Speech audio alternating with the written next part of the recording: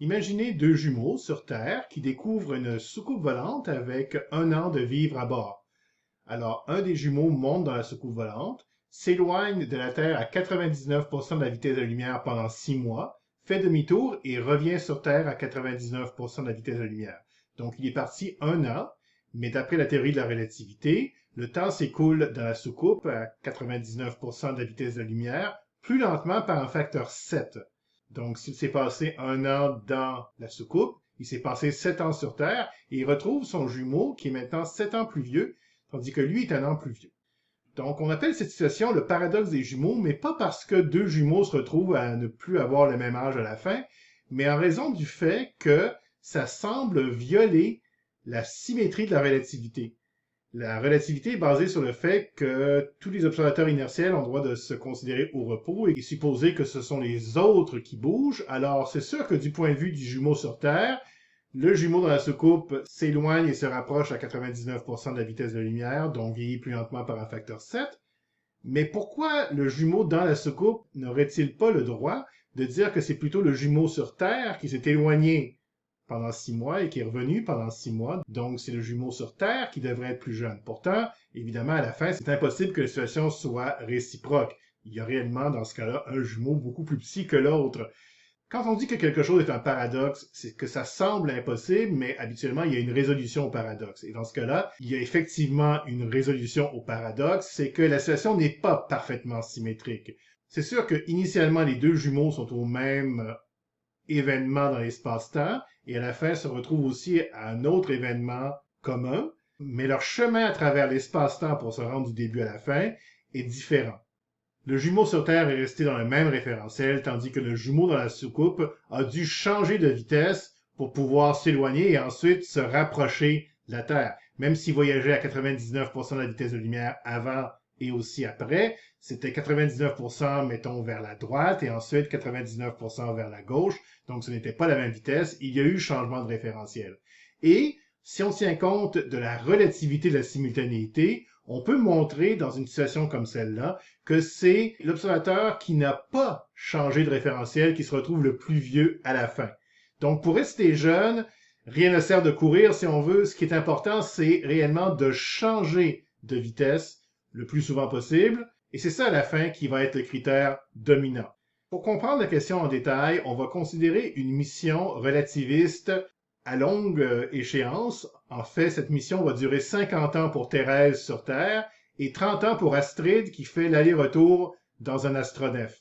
Donc, ici, on a tracé ce qu'on appelle un diagramme espace-temps, mais finalement, c'est simplement un graphique de la position en fonction du temps, mais un peu inhabituel avec l'axe du temps qui pointe vers le haut. Donc, on a le passé, si on veut, présent, futur. Plus on avance vers le haut, plus on s'en va vers le futur. Ce diagramme espace-temps est tracé du point de vue de la Terre. Donc, les axes ici, les années et les années-lumière, c'est les distances et les temps d'après la Terre. Donc, Thérèse sur Terre est immobile. Donc, pour elle, sa trajectoire, si on veut, sur le graphique, c'est simplement une ligne qui demeure immobile à x égale 0, tandis qu'Astrid s'éloigne à 0,8 c et s'approche ensuite à 0,8 c. En fait, le vaisseau d'Astrid a été programmé pour que le voyage total pour elle dure 30 ans, c'est-à-dire on a dit à l'ordinateur de bord de s'éloigner de la Terre pendant 15 ans temps du vaisseau, de faire demi-tour et de revenir sur Terre.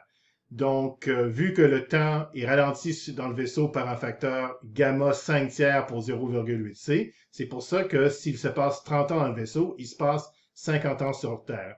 Bon, maintenant, on a indiqué, les chiffres en bleu ici indiquent les années qui s'écoulent depuis le départ pour Thérèse et en rouge pour Astrid. Donc, si on demande à Thérèse d'expliquer ce qui s'est passé, ben c'est simple. Pour elle, la mission a duré 50 ans.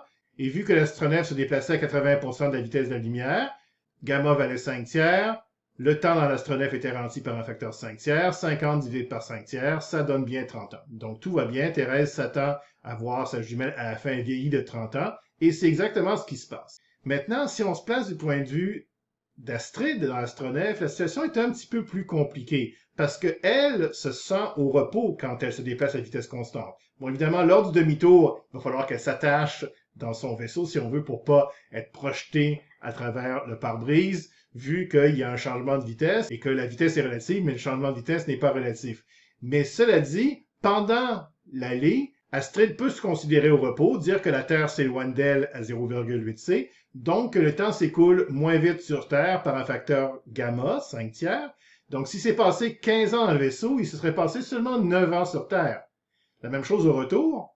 Si ça a pris 15 ans pour Astrid et que sa jumelle sur Terre vieillissait plus lentement par un facteur 5 tiers, elle aurait dû vieillir d'un autre 9 ans. Pourtant, à la fin, Thérèse est 50 ans plus vieille. Ce qui s'est passé ici, c'est que lors du demi-tour, la conception de ce qui se passe maintenant ailleurs dans l'univers, donc la conception de simultanéité d'Astrid, a changé. On peut calculer un défaut de synchronisation ici du point de vue d'Astrid si on imagine la Terre et si on imagine par exemple une station spatiale dans l'espace qu'on va appeler Terra Nova, qui est immobile par rapport à la Terre. Bon, ces deux observateurs sont dans le même référentiel, le référentiel de la galaxie, mais d'après Astrid, leurs horloges ne sont pas synchronisées. Si on calcule le défaut de synchronisation, vu que Terra Nova est à 20 années-lumière de la Terre, à 0,8 c, le défaut de synchronisation vaut 16 ans. Alors si on veut, juste avant le demi-tour, la Terre est 16 ans en retard sur Terra Nova, d'après Astrid. Donc si on demande à Astrid, à ce point-ci, juste avant de faire demi-tour, que se passe-t-il sur Terre maintenant? Elle va répondre qu'il s'est passé seulement 9 ans sur Terre. En fait, il y a 16 ans ici de décalage. Et elle va donc considérer que le présent, c'est la ligne verte inclinée ici.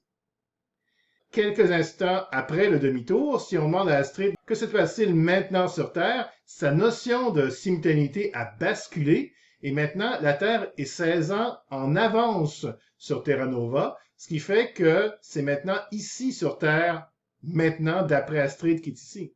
Donc, d'après Astrid, la Terre vieillit aussi de 9 ans au retour. Mais pendant le demi-tour, le réajustement de la simultanéité pour Astrid a fait en sorte que la Terre a pris un coup de vieux, si on veut, de 32 ans. Et 9 plus 32 plus 9, ça fait bien 50 ans. Donc ici, on peut voir que, aussi bizarre que ça puisse paraître, les deux jumelles ont le droit de dire que le temps s'est écoulé moins vite pour l'autre. Pourtant, à la fin, il y en a vraiment une des deux qui est plus vieille. C'est parce qu'une des jumelles a eu un changement de référentiel, ce qui a entraîné un réajustement de simultanéité et a fait en sorte qu'une des deux était plus vieille à la fin.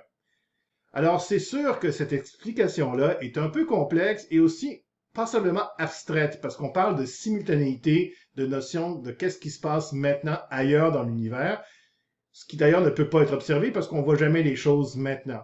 C'est pour ça que c'est intéressant aussi de regarder cette situation-là, mais du point de vue des retards de vision. Alors, dans la section 4.8, on analyse exactement cette situation-là. Donc, un astronef s'éloigne de la Terre pendant 15 ans, temps de l'astronef, fait demi-tour, revient sur Terre. Gamma vaut 5 tiers. Dans le référentiel de la Terre, le demi-tour se produit 25 ans plus tard, parce que vu que le temps avance au ralenti dans le vaisseau, 15 ans dans le vaisseau, c'est 25 ans sur Terre. Maintenant, à quelle distance l'aller-retour se produit? Si on revient à l'écran précédent, on se rend compte que la station Terra Nova était à 20 années-lumière de la Terre, et effectivement, à 0,8 c, pendant 25 ans vu de la Terre, le vaisseau s'est déplacé d'après la Terre de 20 années-lumière. Donc, si le demi-tour a lieu à 20 années-lumière, il va avoir un retard de vision de 20 ans. Thérèse sur Terre, ça va lui prendre 20 ans avant de voir que le demi-tour a réellement eu lieu. Alors, on a vu que dans cette situation-là, si les deux observateurs se regardent mutuellement avec des télescopes super puissants, ils vont se voir vieillir au ralenti à l'aller et vieillir à l'accéléré au retour, selon le facteur Doppler. On avait vu à la section 4.8 que pour 0,8 c, lorsqu'il y a éloignement, les deux observateurs se voient mutuellement au ralenti par un facteur 3, et lorsqu'il y a rapprochement, ils se voient en accéléré par un facteur 3.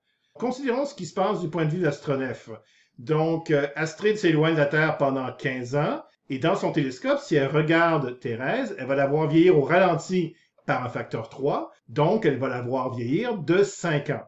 Au retour, qui dure aussi 15 ans d'après Astrid, elle voit sa jumelle maintenant à l'accéléré par un facteur 3, donc elle va la voir vieillir de 45 ans.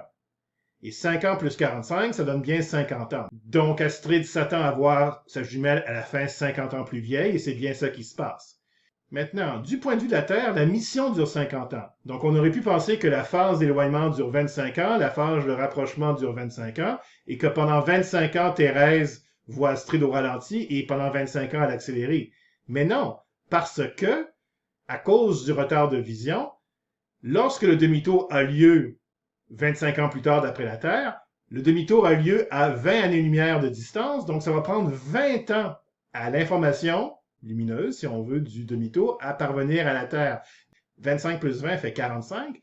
Pendant 45 ans, Thérèse va voir Astrid vieillir au ralenti.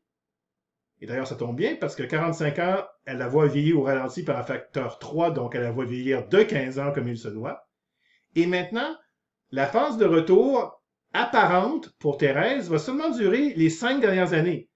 Parce que ce qui arrive, c'est qu'une fois qu'elle voit le demi-tour, pendant ce temps-là, le vaisseau d'Astrid était déjà en train de revenir vers la Terre. Il est presque rendu. Donc, la dernière phase où Thérèse voit Astrid en accéléré va durer seulement 5 ans.